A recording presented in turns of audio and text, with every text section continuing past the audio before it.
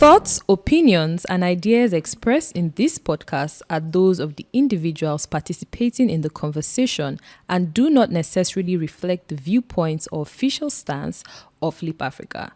The organization supports diverse perspectives and encourages critical thinking and open dialogue. Hello there. Welcome to another episode of the Youthful and Useful podcast. And today on the show, we have with us our finalists, some of our finalists from the Youth Leadership Debate 2.0. I'm sure you're excited to meet them.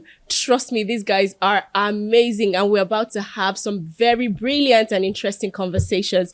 So let's meet our finalists. Hi guys. Hello. So please, can you introduce yourselves? All right. Hello, everyone. My name is Divine Marizu, and I'm a student of Bees University. Good morning, everyone. I'm Aisha Yusuf from the University of Ibadan. Hi, my name is Igbinosa Samuel Tunsa from the University of Benin. Fantastic. And I am Joy Igbinedion. I will be your host for today. All right, guys. So let's start with this. How has this experience been? I want to start with Aisha. Oh, wow. Okay, I'm going to try to keep it short because I tend to talk a lot when I don't have like a script or anything, but it's actually been very fantastic. I think we started these like very early in the year. So by the time we got to the debate rounds, I'm like, okay, when's this thing going to be over? But then from the elimination round 1 to the second one, I'm like, we are in the physical rounds. It's like, it's time to put in everything. So coming down here when we're in session, we have classes, we have like assignments and everything. So I feel like I'm going to be very nervous. I'm going to be thinking of school and everything. But sorry, why I've not been thinking of school. But because really, it's been like a very fast week. It's been an emotional roller coaster. My partner and I have just been like, okay, now we are here. The goal is no longer, we'll just get to the fiscal round. The goal is like, let's get to the finals and win this thing.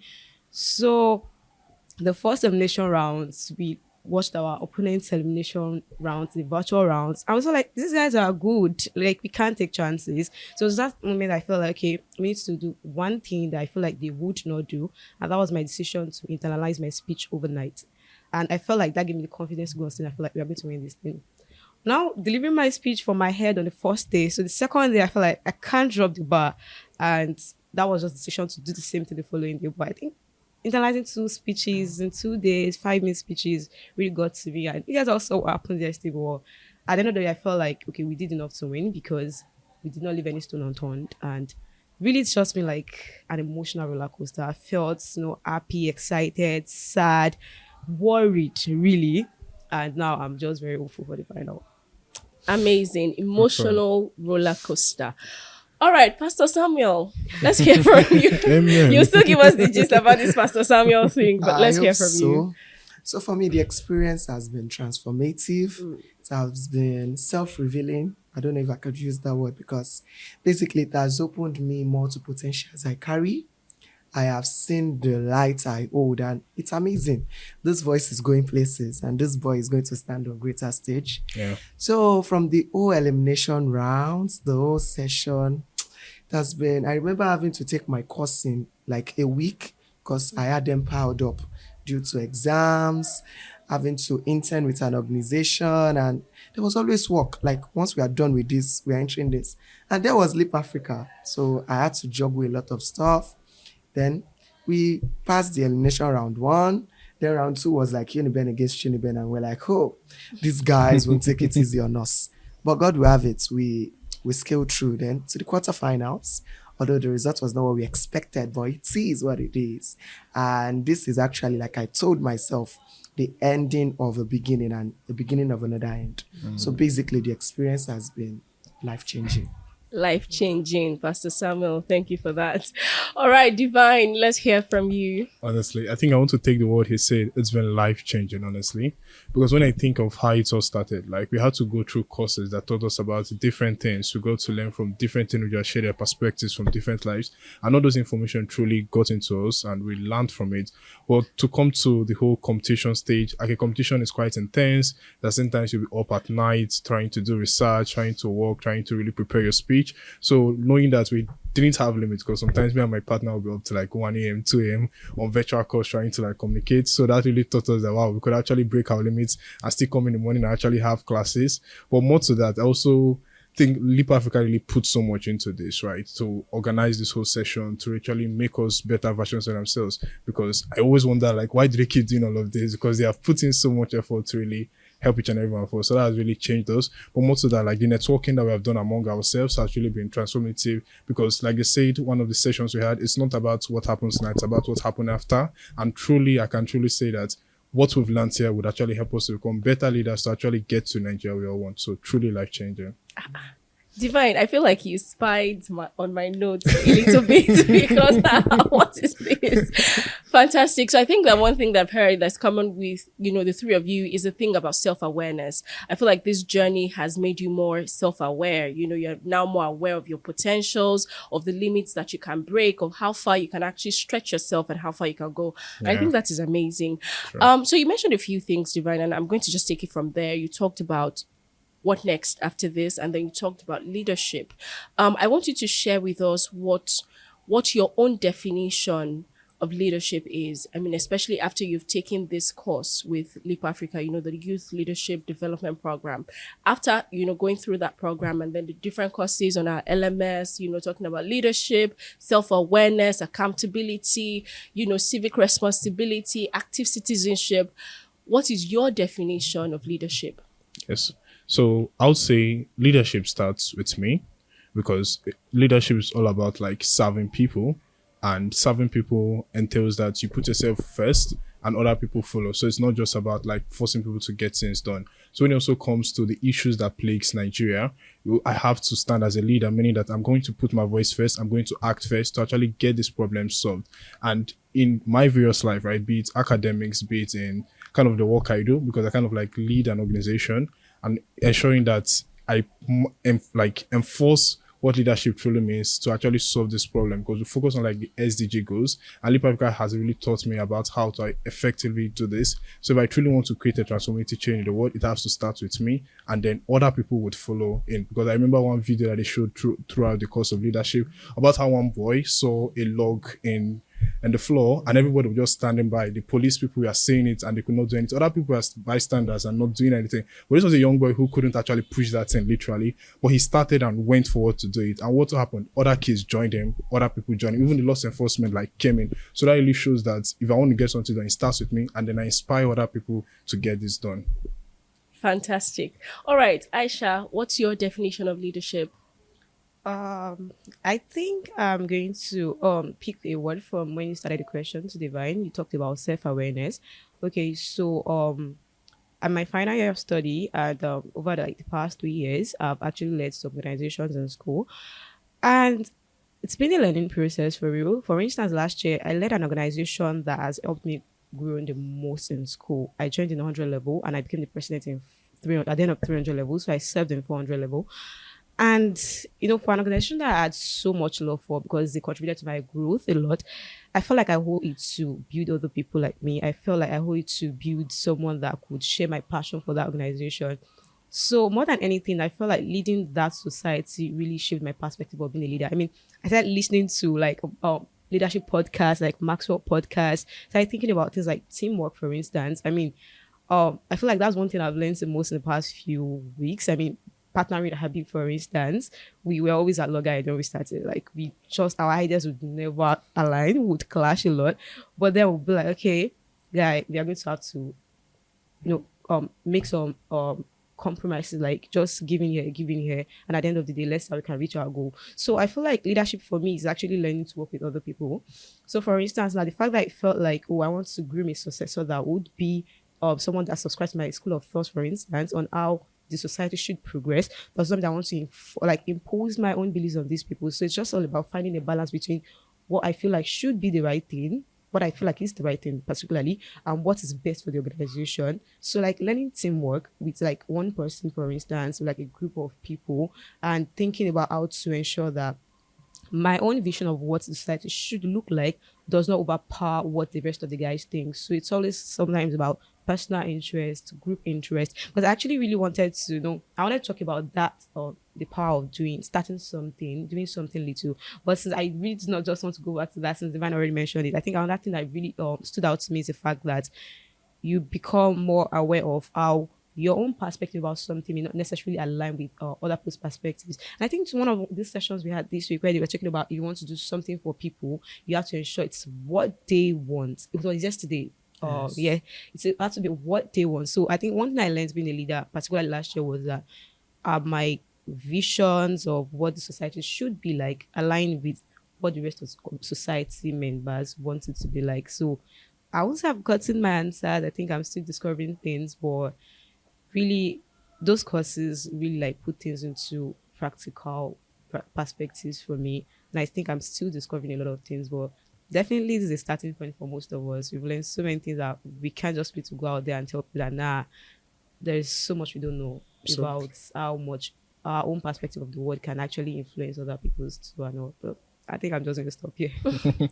Amazing. You people cannot tell me anything. I know. Somebody is spying on my notes. It's like you have shared it. Somebody saw it first and said, let me send this to you. Because what is going on? Okay, let me hear from Pastor Samuel before I give my final verdict on this matter. All right, so I would like to pick from the word of Aisha that leadership also involves teamwork. I guess there's a popular saying that says, if you are a leader without a follower, you're just taking a walk. So I've also had to work in capacities that needed me to be at the front, capacities that needed you to be stand, to at least put yourself out, like more like everybody is watching you, and whatsoever you do or you do wrong, everybody's like, that's the leader, he's doing it wrong, so I can also do it. But with the whole process, I've got to know that leadership is not just about the title. It's about the actions that proceed from you. So even if you are not the one at the front, you can actually contribute your quota and change whatsoever the status quo is. And one thing that has stood out for me when it comes to leadership is the fact that when you can work with the people that are under you, it makes things very, very easy.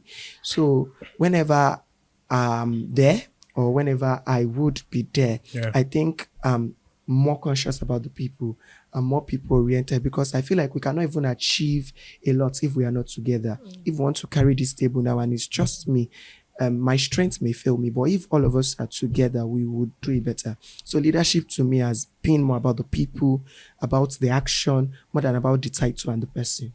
So that's just amazing. I told you guys, these guys are brilliant because, I mean, we're talking about teamwork. And one of the things that I sort of heard Aisha talk about was that unified vision.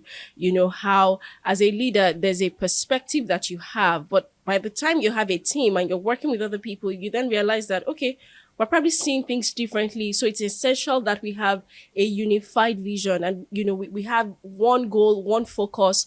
It's easier that way. It's better that way. We get there quicker. And, you know, Divine made reference to that video of the little boy.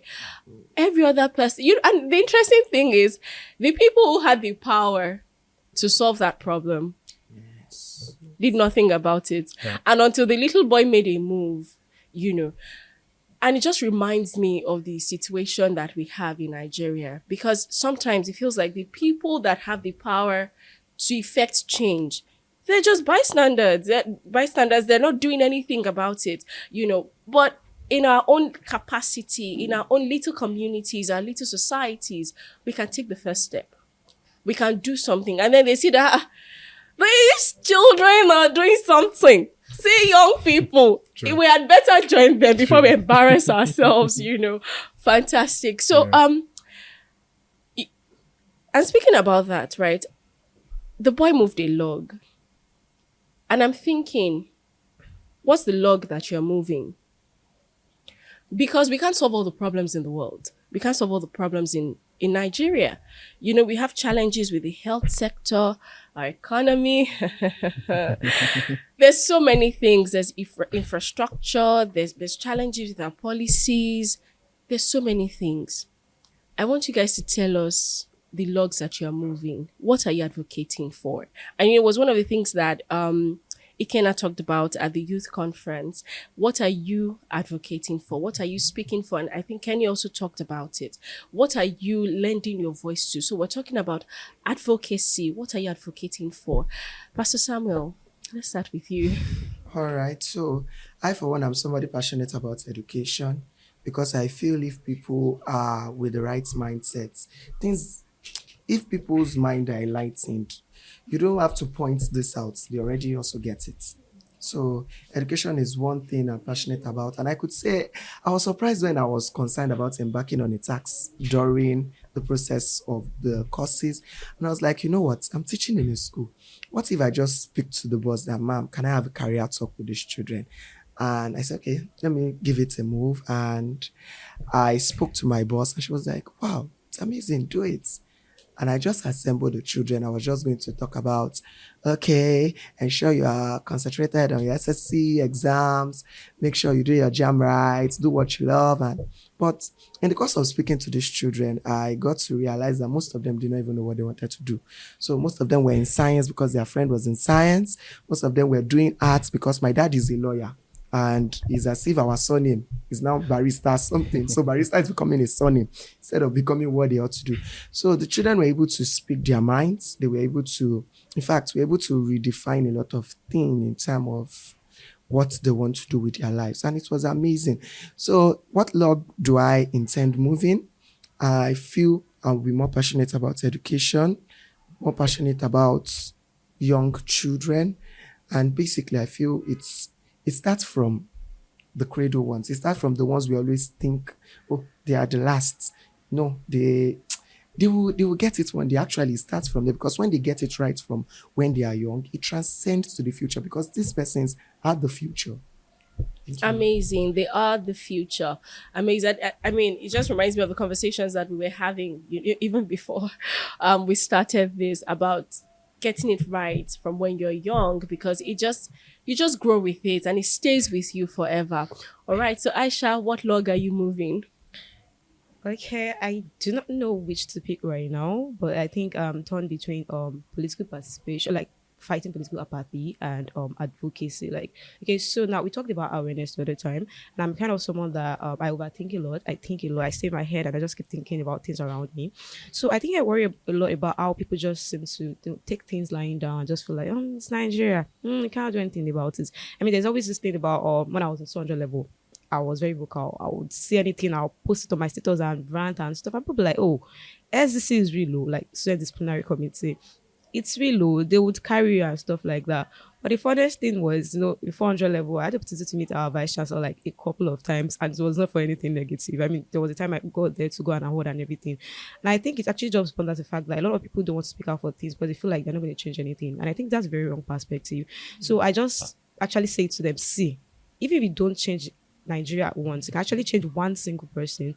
And so that's the first thing about political participation for me. And I think it's actually boils out from being from a politically conscious family. Like, my parents are very politically conscious. Like, on your 18th birthday like this, a few days later, whether it's election period or not, you are going out to get your PVC registration. Like, that's it. Like, that's the tradition. Okay, so that's the first thing for me. Even from school, like school participation or school politics, I tell people, you cannot just say, or because someone is contesting unopposed, I have to vote for that person. Ask them, challenge them. Why do you think, even if you're the only person, we should vote for you? So these are like issues, because it starts from like our school politics, for instance, like microcosm of Nigerian politics. It starts from like school politics, your faculty election, to your apathy about Nigerian election and stuff like that. We feel like if people start feeling like speaking out against this thing, taking decisions like voting about posting their opinions on political issues, I think you can actually start getting some things right. Because at the end of the day, a lot of these things boil down to awareness, which is like the second thing I want to talk about. For instance, our mentor, Mr. Ahmed Umar, we have conversations with him a lot. So we're talking about, things the other time, and he was asking him about projects and stuff. So we're actually considering doing some things. I don't want to talk about them yet because I don't know how it's going to pan out at the end of the day. But one idea Abi really felt strongly about was that he wanted us to go to secondary schools and train students to get involved in advocacy. So the whole idea was going to be like, hey, these guys do not actually know the reality of Nigerian situation. They just hear from people that, politics is dirty, politics is this, and just let it sink into their head. We can actually let these guys know that, okay, you can actually learn about what's happening around you and lend your voice to it. So that is one thing I'm totally considering doing, even though I have like a busy year ahead and everything, because as you said, catch them young. So while we are like young people, so we are youths, Abby's perspective is like you can even catch people like way younger. He's interested in all this secondary school, primary school student thing. So I really feel like it's something that I want to do more than, for me, it's always been for political participation, not being passive, sort of just speaking out against it and stuff like that. You guys, you have to get involved in politics. You have to make your opinions and you have to do the right things. But now I actually feel like there's something I can do actively, which is like maybe once I'm done with this competition and maybe exams are over, maybe during the break, I actually start from somewhere, maybe schools around us, and get these guys to start getting conversant of issues around and speaking about this. That's the goal at the end of the day. We want to like organize a tournament where we'll have these guys come and watch us debate. They will debate to get as much people to come. So they will go to their schools to spread it to other people. I really don't know how the scope is going to be. We are still having like baby discussions right now, but I'm totally excited about it, to be very honest. Fantastic. I'm also excited to hear how it pans out. All right, Divine, let's hear from you. What log am I moving? I've thought about this for a while, and that's what made me decide to study the course I'm doing, which is medicine, because I feel like we are facing a public or a health crisis in our country, Nigeria. The brain drain in Nigeria today cannot be overemphasized enough. WHO recommends about 1 doctor to 500. As of last data of last year, it was 1 doctor to over 5,000 patients. 5,000 patients, yeah. And this data just keeps worsening. And only the rich now can afford to go to private clinics. So our federal hospitals, our government-owned hospitals are overburdened, they're overstaffed. Like for you to see a specialist, it really take you about 2 to 3 months for you to see these ones. This is really crazy, and we shouldn't have gotten here in the first place. So what log am I moving? I really want to lend a voice to advocates for change in the Nigerian healthcare system, because health is a fundamental thing that every single person should have access to. Most importantly, when I think of people in rural areas, people in places whereby they don't have access to good hospitals, good roads, it actually touches me, because if these people don't get access to health, it means that they are going to die in the long run, and this is a problem. So in the long run, when I even think of graduating from med school, actually see how can I start NGOs, which is always something I'm on the process of doing now, to see how people in rural areas across Nigeria, but even across Africa, can gain access to healthcare. The organization like Doctors Without Borders are doing fantastic in this, so we can learn from these initiatives, but actually go to those people and see how we can provide healthcare access to them. It's really something I'm passionate about. But more importantly, I really love the word of like gritty, because when we talk about like catching them young, one quote that always resonates with me is like to be the person that you wanted to be when you were younger. And I feel like when I was younger, there are a lot of things that I wish that someone helped me to do. And one of them was like being gritty. Being gritty means that persevering in the sense of like obstacles or like setbacks. We are not like defined by what has really happened to you. And that's a lot of things when I see, especially like in the secondary school context. So you have those who like take first, second, third, but those people who are like on the bottom of the class believe that, oh, this is my identity, I cannot be like that A-star student. But science have told that this is not the case. Like there are concepts such as neuroplasticity, which tells you that you can actually improve your brain to get things better. And I feel like when I can instill this mindset in a lot of people, it can actually drive them to believe, oh yes, I can actually do this, I can get better. And that actually leads them to actually work on different issues across the world that they're more passionate about. And that's what inspired me to create this blog, British Students, and hopefully a podcast to actually talk about this and inspire people that, oh, these people failed in this, but they can actually learn from it and actually get better. You're not defined by what has actually happened to you. So these two things I say is the logs I'm moving. Ladies and gentlemen, I dare say that there is hope for Nigeria. Like, there is hope for Nigeria. And when you are talking to debaters, you know, since they're giving us facts, WHO said XYZ, it's just amazing. Well done, guys. You know, listening to you all has been quite inspiring. And like I said, there's hope for Nigeria. And this is why Leap Africa is doing what Leap Africa is doing. Yeah. You know, because sometimes it feels like, Nigeria, let's just leave it like that. Nothing's going to work. But, you know, some of us think that we can't just leave it like that. Sure. We have to do something. Absolutely. And one of the things that we need to do, which is also what all of you have spoken to, is reach out to the next person, you know, help them understand that we can make things better, and together we can make it work. So I think this brings me to the next thing I'd like us to talk about. We often talk about the Nigeria we want. And while Aisha was speaking, she was talking about, you know, something that had to do with a unified vision. And I dare say that in Nigeria, we don't have a unified vision. We don't even have a vision. There is a, There is no Yeah. vision. I mean, the Americans talk about, the American dream, and you just sort of understand what that is and where it takes them. But in Nigeria, it's like, I want vision is survivor. Let's just survive. So I want you guys to tell us what the Nigeria you want looks like. Because for some people, they just want to relax and be taken care of. You understand? And there are people who, they want to go out there, they want to do great things, they want to change the world. And there's so many ways that you can do that. Some want to go into sports, some health, and that's just where their head is. But the Nigeria we want, the Nigeria you want, what does it look like? Is it the Nigeria where, let me not give you the expo. Tell me by yourself. All right. So let's start with Aisha. What does that Nigeria look like? Honestly, maybe if I think for longer, maybe I'll have a different answer. But one thing I've always said, I follow some of Leap Africa, NYFF pages on Instagram, and I follow some of these things you guys post. And when I started seeing these videos about the Nigeria I want and the hashtag, it's something that I've been conversing with for a while now. So I think the first time I saw it, I actually sat down and I thought rather that, okay, if there is one thing that can change, because personally, I'm kind of like a realist, I'm not pessimistic. I do not believe that I can achieve this perfect Nigeria, maybe in my lifetime. But I've always thought that, okay, if we can't get to that, developed country stage and stuff within the next, I don't know, what is that one thing that I can leave this on and say, okay, maybe it's got better? And I think for me, it is education, honestly. I attended public university. Before this started, we were talking about public universities. I know the challenges we face there. And recently, there's this wave of fee increments, hikes and stuff. Really, the school, honestly, I've been very, understanding all the discussions and stuff. And at the end of the day, they didn't even increase the school fees, but there were some charges and dues that were introduced. And I saw people, I thought it was bad. I am from a family where we have like 3 of us in university, so we can understand how it is for us. So I felt like it was bad. But I got to school and I saw people that could not even resume to school because they could not afford to pay the accommodation fee now, not to even talk of the school fees and everything. Now, honestly, I realized that, education is like one thing that I'm really like, should not be a luxury. Should not. You see, I understand the divine perspective of health. It's important. My star will always remind us that you are like literally one illness away from poverty, like abject poverty. I understand. I have like so many personal stories about that, but I don't want to go to personal stories. So, but for something I feel like I can share here, I think it's for education. It should not be a luxury. I do not think it is okay for people to finish school and have to defer admissions. 200 level student deferring admission for 1 year to go and work just to pay 300 level school fees. Like, these are actually realistic stories of what we see every day in these public universities.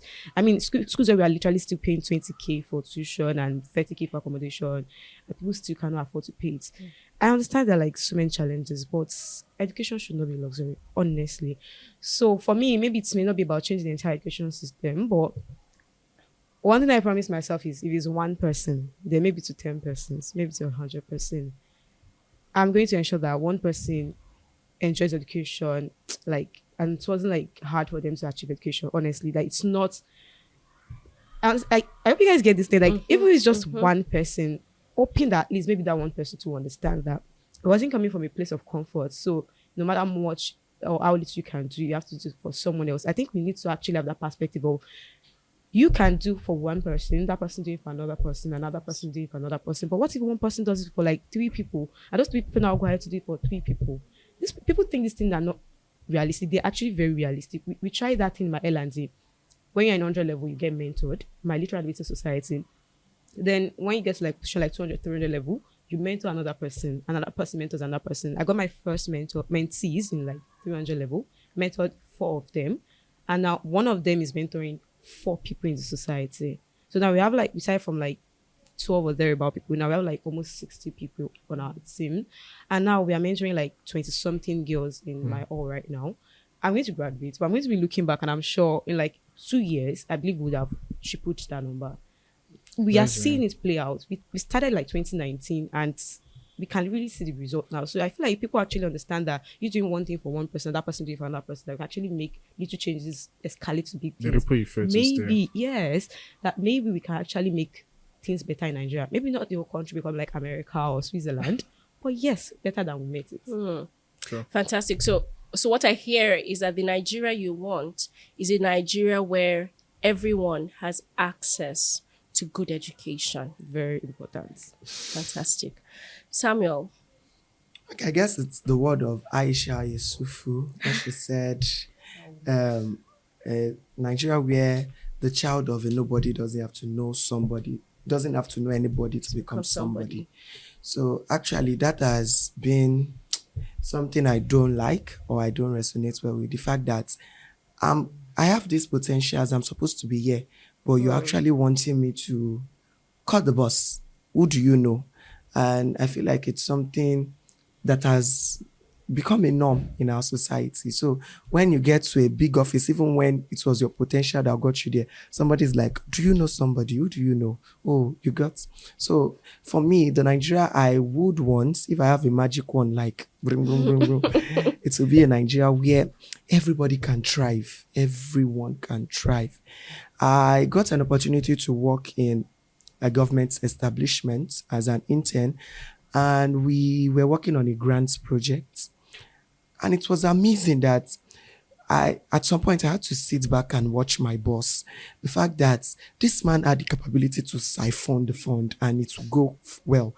But this man was all about giving his quota. He was there. People were coming and he was like, please go through the right process. And the man had a way he left his impact in me. And I was like, if Mr. Shegun could do this, even with whatsoever he has going on, I could do it. The next person could do it. If everybody was like Mr. Shegun, Nigeria would be better. And I said to myself that no matter where I find myself, I will look back to Mr. Shegun and be better. So in Nigeria I want is a Nigeria where everybody in their potential thrive and not necessarily having to know somebody. Amazing. Nigeria where you get what you actually work for and get what you deserve. Fantastic.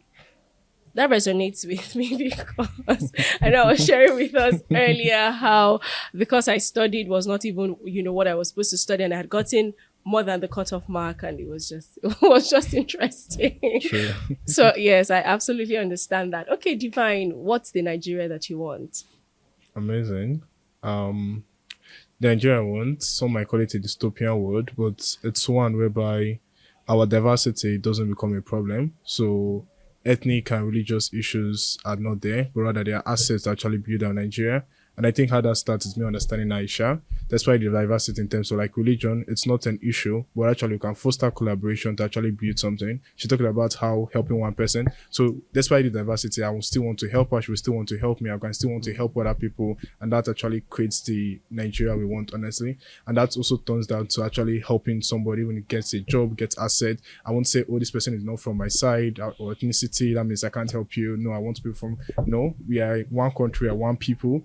And because of that, I will actually still want to help that person. So that's unity, because our politicians like to use that to their advantage and create divisions amongst us. But when we recognize that, see, these guys are there, we are the people who are actually suffering this, and we have to be unified to actually solve a cause. So coming together, I believe it starts with me and you. It starts with understanding each other. So education is very important in this aspect. But when we work on this, we can actually create a ripple effect both in the education sector and the health sector, because the problems we face in Nigeria are multifaceted. But like we talked about, leadership starts with me, starts with you, and when we can be all united, we can overcome them, not at a time, but steadily we'll get there.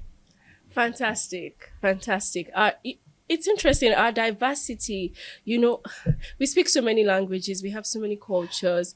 I think it's something that makes us even more beautiful as a nation. When I see how different cultures dress, we're such a beautiful nation, but we allow people use this as a tool to divide us. Like Divine said, I mean, and we saw that play out at the last election with all the tribal bigotry that was going on. I'm like, what are you guys doing? Why are you guys allowing them play us like this? Because we go to school together, we work together, we have friends who are from different parts of Nigeria, and it's not a problem. But the moment we're about to vote for somebody, then it becomes a problem. Then your tribe becomes a problem.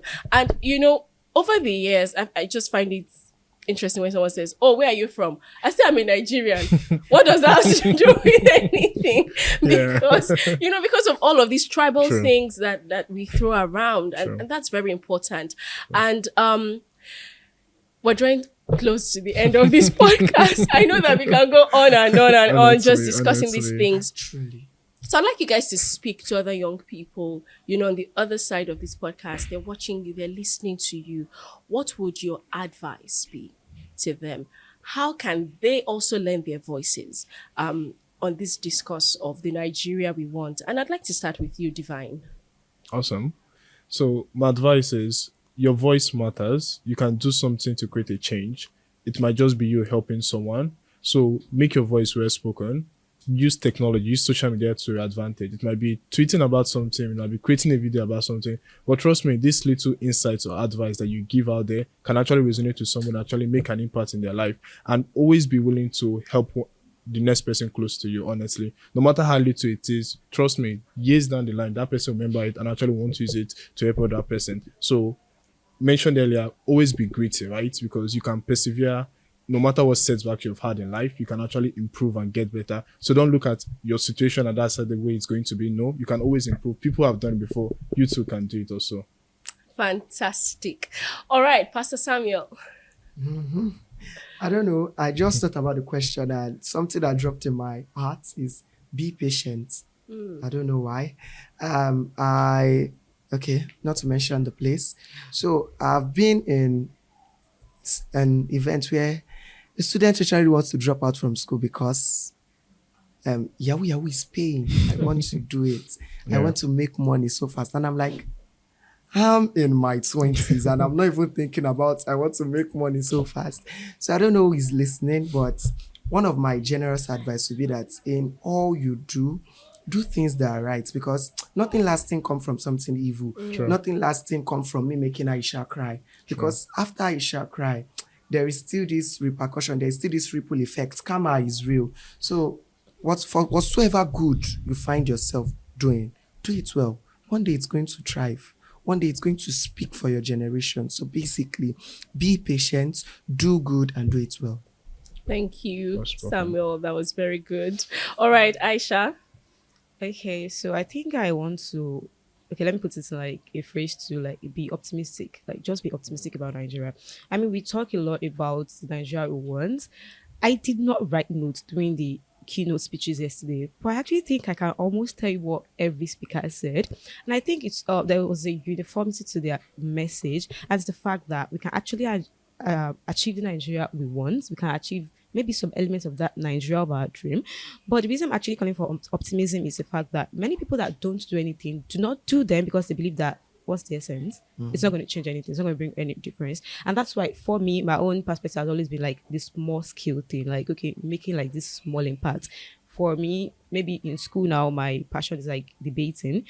It may not be like changing the entire debating system in UI, but it could be like the one in my all. Like these girls know just how much I put into it because I believe that we can actually make differences. And now these guys actually go to their faculties and make those changes. So for me, it has always been about the fact that knowing that one thing can actually make like a difference. So I feel like I would like if Nigerians are more optimistic about the fact that we can actually achieve a better Nigeria. So most people that do not talk about these things, that do not do anything, that our fare go from like 100 something naira to almost 600 naira, and they'll just take it lying. I'm like, if we protest, what will happen? They'll just kill us. If we talk, school will still increase school fees. If I complain, nothing will still happen. No. I feel like it starts from actually letting people know that there is a problem. Some people don't even know that there are problems out there. Some people just say first subsidy. They don't know the understanding behind first subsidy. They don't know what we can do when, say, we do not have subsidy, but maybe this money is actually funneled into our education or funneled into our healthcare system where you don't have to pay like tests running to like hundreds of thousands naira, just tests before you even start receiving treatment. It's insane, the government hospital. So I feel like when people understand that, when we are optimistic about Nigeria, we will actually be more excited to make these little changes that can bring about the big changes we want. And maybe then we one step and two and three closer to Nigeria one. So let me just cap it up again and say, don't give up on Nigeria. Just really be optimistic about how little things can make the change driving us closer to Nigeria one. Fantastic. That's You all. guys have heard it all. Be optimistic. Be optimistic. There's hope for Nigeria. persevere, be gritty, do something, help the person next to you, help your neighbor. And like Pastor Samuel said, be patient. Yeah. Be patient. Yeah. You know, whatever bad thing you do to get a result, it will not end well. But good always pays off at the end of the day. So be patient. The Nigeria we want will become a reality if all of us come together to do our own bit. And with that, guys, we have come to the end of this episode. And I'm sure that you have learned one or two things, because I have been thoroughly inspired by the amazing guys that we have here. And there is hope for Nigeria. Once again, I am Joy Benedion, and it has just been an amazing session. And I'm happy that I was able to host this. So I look forward to seeing you guys again at our next episode. Please make sure that you watch our other podcasts and just check out our website at Leap Africa. Follow us on Instagram, on Twitter, and on LinkedIn. Until next time, see you guys. Bye. Bye.